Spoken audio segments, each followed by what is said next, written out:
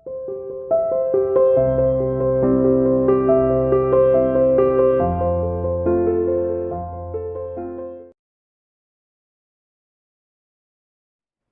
dear student, welcome to CA International School online classes.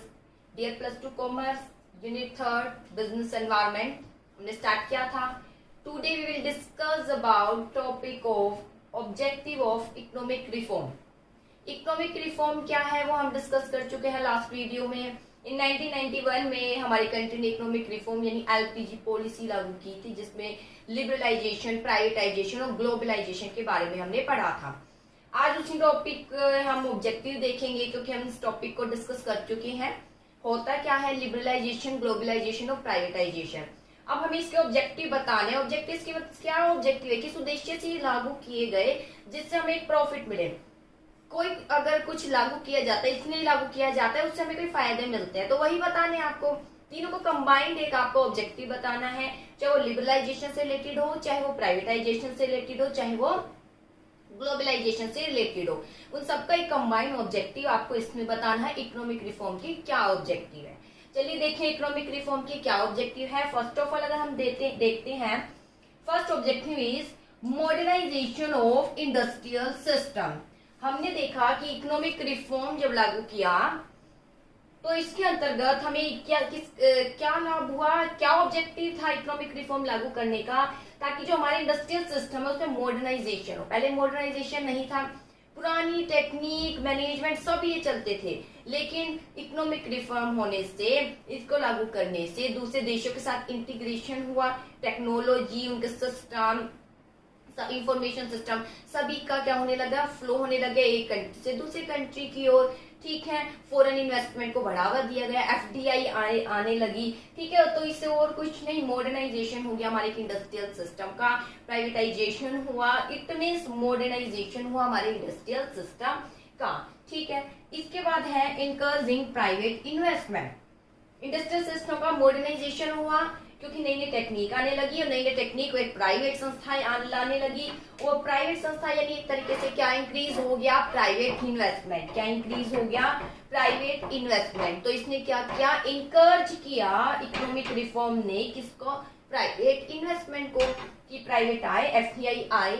और हमारी जो इकोनॉमी है जो बहुत ज्यादा स्लो डाउन चल रही थी, इसने उसको उसमें एक डेवलपमेंट लाने के लिए, उसमें एक स्पीड लाने के लिए एलपीजी पॉलिसी लागू की गई थी, जिसके अंदर प्राइवेट इन्वेस्टमेंट को क्या दिया गया, बढ़ावा दिया गया. और कुछ क्षेत्र जो पब्लिक के लिए रिजर्व थे उसको किसको सौंप दिया गया, प्राइवेट को. इसके बाद अट्रैक्टिंग फॉरेन इन्वेस्टमेंट, सारे एक दूसरे से इंटर रिलेटेड है. ये सब क्यों किया गया, एक उद्देश्य ये भी था, हमारा फॉरेन रिजर्व बिल्कुल ही खत्म हो चुका था, जिसके लिए हमें जो है लोन भी लेना पड़ा. अब हमें जरूरत थी कि हमारा फॉरेन रिजर्व जो है उसमें हमारा फॉरेन रिजर्व जो है बढ़े. तो उसके लिए जरूरत थी कि फॉरेन इन्वेस्टमेंट हो. फॉरेन इन्वेस्टमेंट को बढ़ावा दिया गया, एफडीआई को बढ़ावा दिया गया, ग्लोबलाइजेशन किया गया. और वही है point, attracting foreign investment, foreign investment को बढ़ावा दिया गया. Third, eliminating unproductive control. सब खत्म कर दिए गए, जैसे कि आपने लिबरलाइजेशन में पढ़ा, अननेसेसरी जो प्रोडक्शन को इंक्रीज करना है, स्केल इंक्रीज करना है, बिजनेस को इंक्रीज करना है, तो उसके लिए भी इतनी ज्यादा रिस्ट्रिक्शन थी. उस सब जो है क्या कर दिया गया, एलिमिनेट, समाप्त कर दिया गया.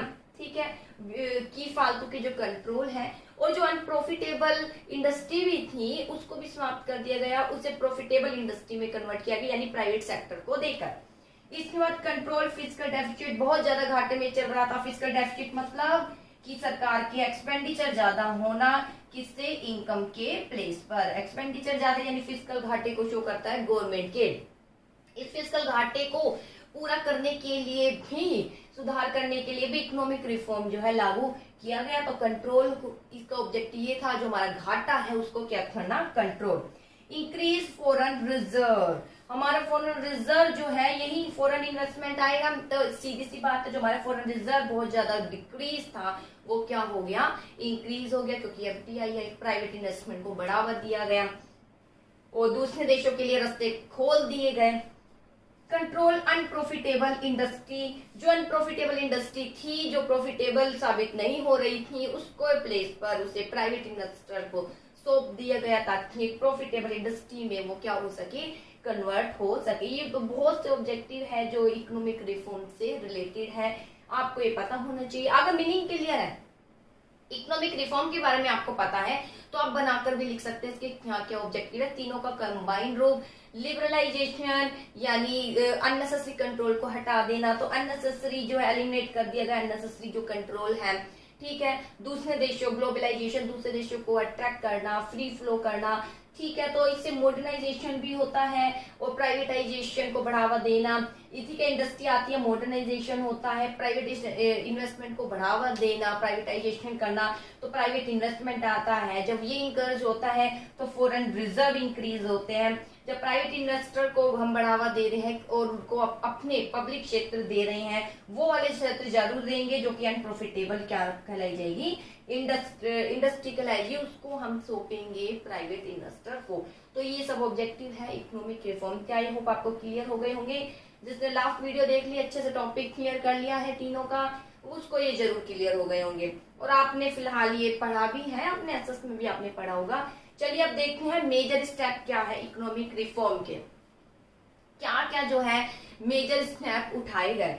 First of all new industrial policy बनाई गई, new trade policy, fiscal reform शुरू किए गए, मॉनिटरी रिफॉर्म, फिस्कल मतलब फिस्कल आते ही गवर्नमेंट आ जाएगा, मॉनिटरी आते ही आरबीआई आ जाएगा, कैपिटल मार्केट रिफॉर्म, ठीक है। और डिसमेंटलिंग प्राइस कंट्रोल यानी जो नियंत्रण है अननेसेसरी वो खत्म कर दिया गया। इसके बारे में हम डिस्कशन करेंगे। अब देखिए इकोनॉमिक रिफॉर्म के क्या क्या स्टेप है। First of all new industrial policy. New industrial policy क्या है, ये बनाई गई न्यू इंडस्ट्रियल पॉलिसी किस लिए, पॉलिसी क्यों बनाई जाती है, मैंने पहले भी आपको बताया था। पॉलिसी इसलिए बनाई जाती है, एक संस्था में पॉलिसी बनाई जाती है, क्यों, ताकि कार्य स्मूथली चलता रहे, किसी प्रकार का डिस्प्यूट भी क्रिएट ना हो, अननेसेसरी रूप से डिले भी नहीं हो, कोई कंफ्यूजन क्रिएट ना हो, तो इसलिए ये लागू किए जाते हैं।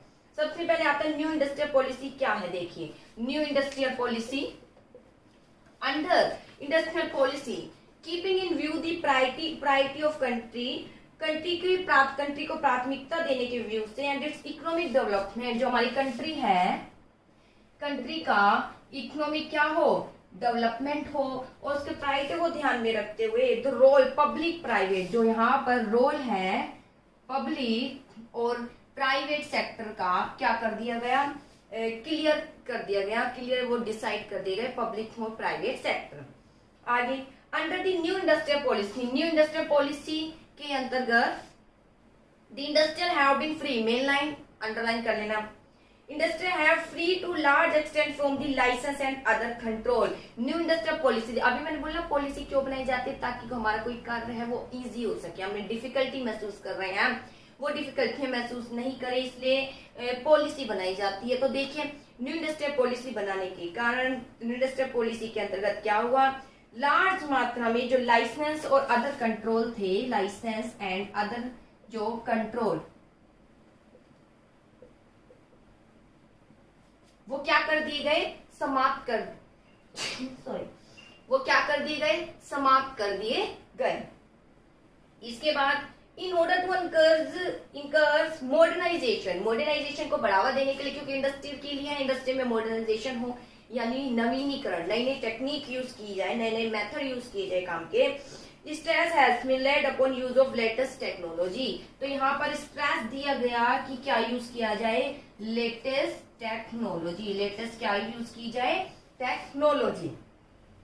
आगे a great reduction have been effected in the role of public sector, effort have been made to encourage foreign investment। great reduction किया गया, किसमें रिडक्शन किया गया, जो रोल है पब्लिक सेक्टर का रिडक्शन किया गया, पब्लिक सेक्टर का जो रोल है यानी उनके क्षेत्रों में कमी की गई, तो उसके क्षेत्र को किसको दिया गया, प्राइवेट इन्वेस्टर को, ताकि इंकरेज किया जा सके फॉरेन इन्वेस्टमेंट, क्या इंकरेज किया जा सके, फॉरेन इन्वेस्टमेंट। तो ये है न्यू इंडस्ट्रियल पॉलिसी। अब कंबाइन अगर हम देखें तो न्यू इंडस्ट्रियल पॉलिसी जो इंडस्ट्रीज के लिए बनाई गई, जिसके अंतर्गत अब कौन कौन से सेक्टर आते हैं, पब्लिक और प्राइवेट दो सेक्टर आते हैं।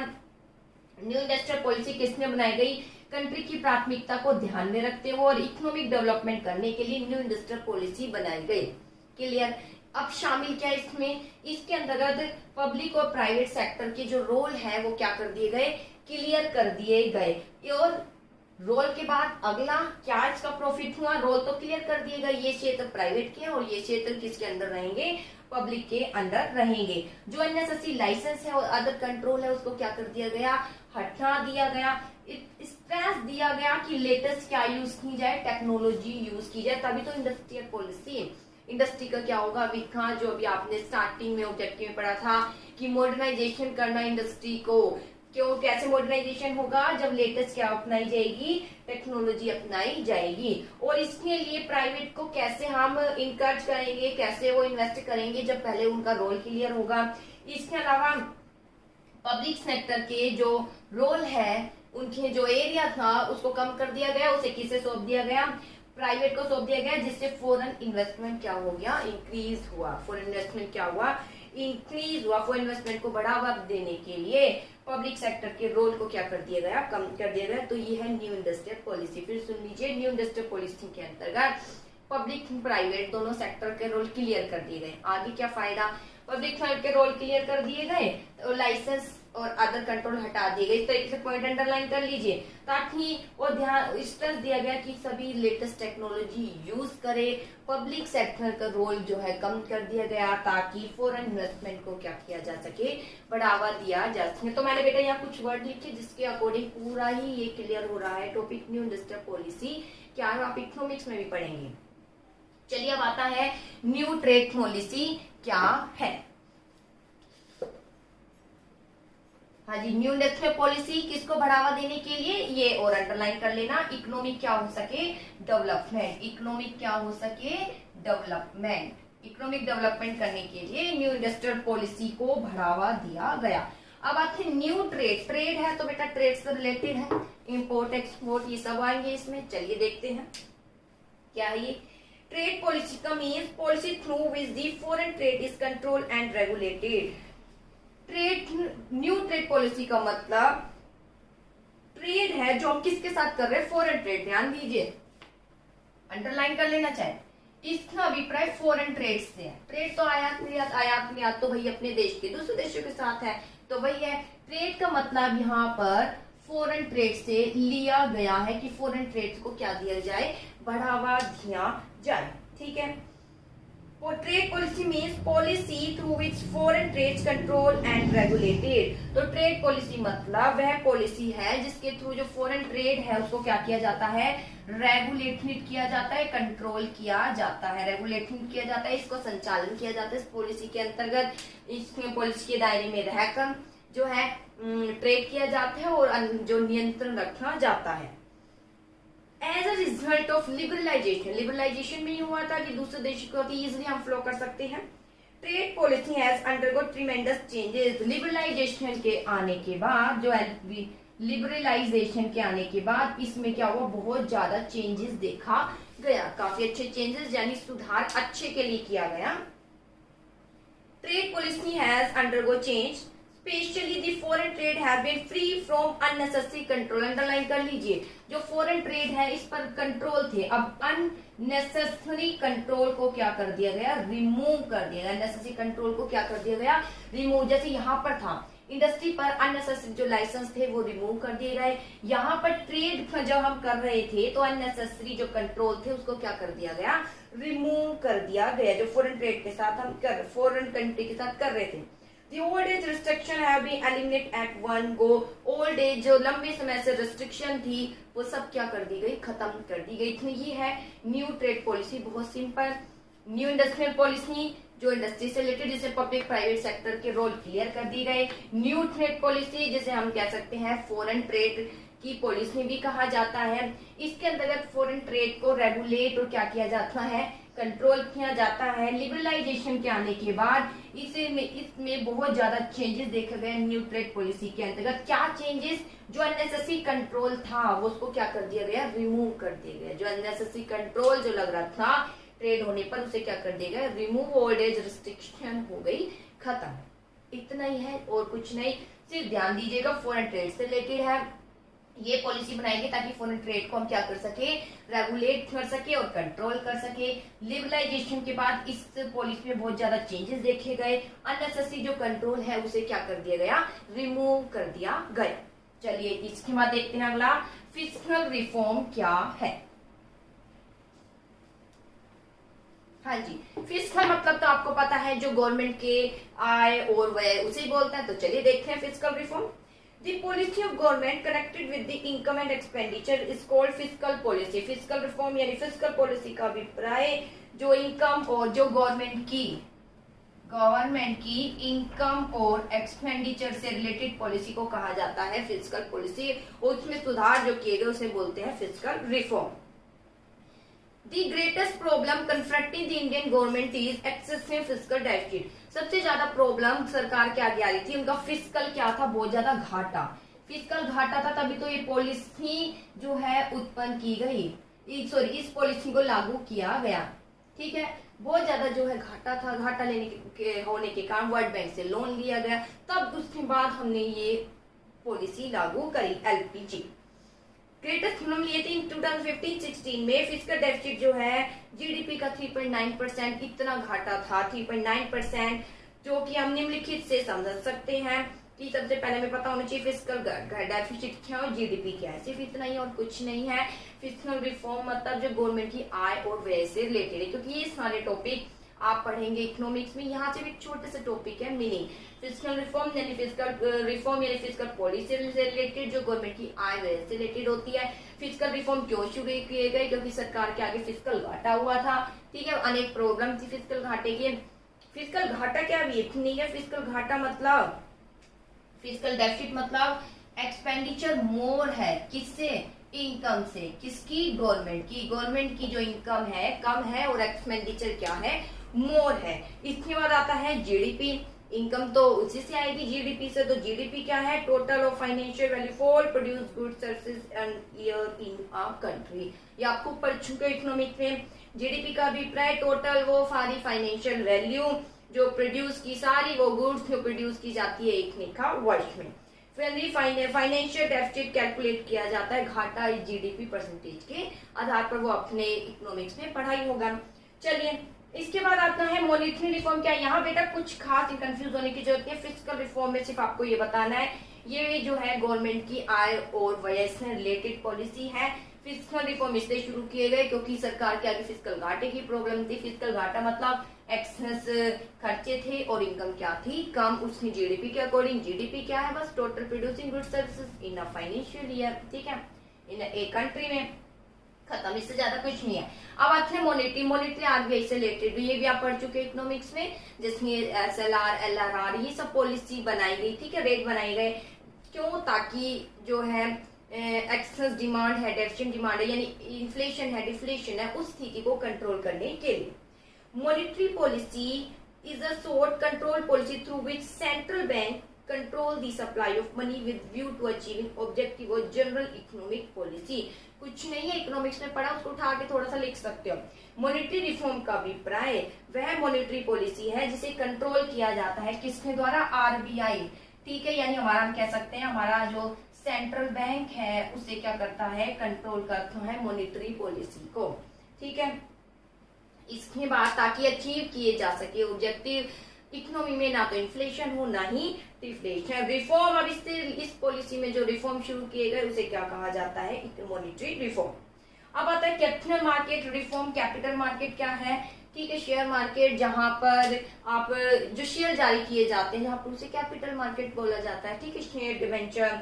चलिए, तो इसमें भी कुछ सुधार किए गए। The market in which security are sold both is known as the capital market. वह मार्केट जहां पर सिक्योरिटी क्या की जाती है, सोल्ड की जाती है और बोथ की जाती है, उसे क्या बोलते हैं, वहां उसे बोलते हैं कैपिटल मार्केट। इसके बाद the reform connected with is known as अब इसमें जो रिफॉर्म किया गया यानी इनमें जो सुधार किए गए, यहाँ पर सिक्योरिटी खरीदने और बेचने से रिलेटेड जो सुधार किए गए उसे बोलते हैं capital market reform. Capital market में जो सुधार किए गए उसे बोला जाता है कैपिटल मार्केट रिफॉर्म। आगे ये कैपिटल मार्केट धुरी है इकोनॉमी की, हमारी कंट्री में हमारी कंट्री की इकोनॉमी की एक धुरी है। द गवर्नमेंट स्पेशल इस पर ध्यान देती है in order to control, capital market पर कंट्रोल करने के लिए। ये आप आगे चैप्टर में ही पढ़ेंगे पार्ट बी में। Security exchange board of India has been established, तो सेबी की स्थापना की गई। सरकार द्वारा किसकी स्थापना की गई? सेबी की स्थापना की गई, security exchange board of India. इसके बाद द रिस्ट्रिक्शन रिस्पेक्ट ऑफ, इसमें क्या सुधार किए गए? सुधार बताए, देखिए निम्नलिखित सुधार किए गए। सबसे पहले security exchange board of India की स्थापना की गई। दूसरा, the restriction in respect of interest on debenture has been lifted, now it is decided based of demand and supply. पहले जो डेट पर क्या दिया जाता है? डिबेंचर पर इंटरेस्ट दिया जाता है। डिबेंचर पर क्या दिया जाता है? इंटरेस्ट दिया जाता है। पहले इसमें भी रिस्ट्रिक्शन थी, अब इस पर जो रिस्ट्रिक्शन है वो क्या कर दी गई? रिमूव कर दी गई। अब डेट पर जो इंटरेस्ट है वो किसके अकॉर्डिंग डिटरमाइन होगा? Demand and supply. किसके अकॉर्डिंग डिटरमाइन होगा? Demand and supply. Private sector has been permitted to establish mutual fund. तीसरा सुधार किया गया, प्राइवेट इन्वेस्टर को कहा गया आप किसको स्थापना कर सकते हो? Mutual fund. म्यूचुअल फंड क्या है बेटा? बहुत ही सिंपल है। म्यूचुअल फंड आपने टीवी में भी सुना होगा भाई कि म्यूचुअल फंड में इन्वेस्ट करो। म्यूचुअल फंड में इन्वेस्ट करना बहुत इजी है, मात्र 500 रुपए से आप स्टार्ट कर सकते हैं इसमें इन्वेस्ट करना। इसमें क्या होते हैं, जो एक कुछ एक्सपर्ट होते हैं, एक संस्था होती है जिसमें एक्सपर्ट होते हैं, आप उन्हें मनी देते हैं, वो आपकी मनी को आगे यानी कैपिटल मार्केट में क्या करते हैं? इन्वेस्ट करते हैं। और बदले में आपको एक श्योरिटी देते हैं कि आपको आपने जो मनी दिया उस पर आपको जो है जरूर मिलेगा। उतना क्या है, जनरली हमें पता नहीं होता है कि किस तरीके से हम शेयर में डील करें, क्योंकि वहां पे हमें बहुत सारी इन्फॉर्मेशन की जरूरत होती है और हमारे पास इतना टाइम भी नहीं है कि हम उससे सारी इन्फॉर्मेशन रखें, उस पर ध्यान दें। तो क्यों ना हम कुछ कार्य ऐसा करते हैं कि हम मनी दे दें और हमारा इन्वेस्ट वहां हो जाएगा और हमें अपना प्रॉफिट मिलता रहेगा एक तरीके से, जो भी है ठीक है, हमें हमारा अच्छा रिटर्न मिलता रहेगा। तो इसके लिए हम किसकी हेल्प लेते हैं? म्यूचुअल फंड की हेल्प लेते हैं। तो म्यूचुअल फंड आजकल बहुत अच्छा ऑप्शन है, मात्र 500 रुपए से आप स्टार्ट कर सकते हैं। म्यूचुअल फंड ऐसा नहीं है बड़े लोगों के लिए है, एक जो है अगर किसी का 500 रुपीज है तो वहां वो 500 रुपीज के साथ म्यूचुअल फंड में इन्वेस्ट कर सकते हैं। इसमें म्यूचुअल फंड इसलिए कहा जाता है, इसमें जो एक्सपर्ट होते हैं वो विभिन्न व्यक्तियों से मनी लेते हैं और म्यूचुअली रूप से उसे अनेक सिक्योरिटी यानी कहीं डैप कहीं शेयर इसमें इन्वेस्ट करते हैं। बहुत सारे फंड बना के सबको म्यूचुअली फंड बना के यानी बहुत सारे व्यक्तियों से फंड लेकर म्यूचुअल हो गया और उसे फिर इन्वेस्ट करते हैं और श्योरिटी देते हैं जिससे भी मनी ली है कि आपको अपना आपने जो इन्वेस्ट किया है उस पर आपको रिटर्न अच्छा मिलेगा। ठीक है, और ये एक्सपर्ट होते हैं, काफी ध्यान से केयरफुली रूप से आपके मनी को आगे इन्वेस्ट करते हैं, तो इसमें बोलते हैं म्यूचुअल फंड। ठीक है, तो इसकी स्थापना की गई। फिर देखिए capital market reform. Capital market reform जी का मतलब है, कैपिटल मार्केट पता होना चाहिए, जहां पर सिक्योरिटी खरीदी और क्या की जाती है, बेची जाती है, उसे बोलते हैं कैपिटल मार्केट। अब इसमें जो सुधार किए गए उसे बोलते हैं कैपिटल मार्केट रिफॉर्म। क्या क्या सुधार किए गए? सबसे पहले सेबी, 3 ही लाइन है, सेबी की स्थापना की गई, security exchange board of India. दूसरा तो डिबेंचर पर इंटरेस्ट दे रहे थे, उस पर अननेसेसरी कंट्रोल था उस पर भी, ठीक है, तो अब उसको जो है हटा दिया गया। अब इंटरेस्ट डिमांड और सप्लाई के अकॉर्डिंग दिया जाए, ये ध्यान दिया गया। थर्ड, म्यूचुअल फंड की क्या की गई? स्थापना, मतलब प्राइवेट इन्वेस्ट सेक्टर को परमिशन दिया गया कि वो किसकी स्थापना कर सके? म्यूचुअल फंड की स्थापना कर सके। ठीक है, 1963 में इसको स्टैब्लिश किया गया, यूटीआई यूनिट ट्रस्ट ऑफ, ठीक है, यूटीआई के नाम से, जो आपने प्लस वन में भी पढ़ा है। आरबीआई ने जो आरबीआई के अंतर्गत जो है ये कार्य 1963 में ये स्थापना किया गया, ये म्यूचुअल फंड की किस तरीके से इसको चलाया जाए। ठीक है, 1963 में प्राइवेट सेक्टर को जो है परमिशन दी गई कि वो इसको चला सकते हैं म्यूचुअल फंड को। म्यूचुअल फंड होता क्या है वो मैंने आपको बता ही दिया। तो 3 लाइनें, सेबी की स्थापना, दूसरा डेट पर जो इंटरेस्ट है उस पर जो रिस्ट्रिक्शन थी हटा दिए गए। तीसरा म्यूचुअल फंड को क्या दी गई, परमिशन दी गई। तो ये कहलाया जाता है कैपिटल मार्केट रिफॉर्म। अब आता है डिसमेंटलिंग प्राइस कंट्रोल क्या है। देखिए dismantling price control,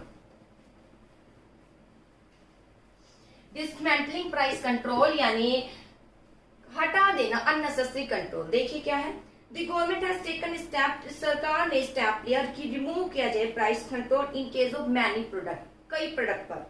price control का यहाँ अभिप्राय, जो ये प्राइस कंट्रोल या प्राइस कंट्रोल का अभिप्राय, जो प्राइस डिटरमाइंड होता था वो गवर्नमेंट करती थी, अब वो खत्म कर दिया गया।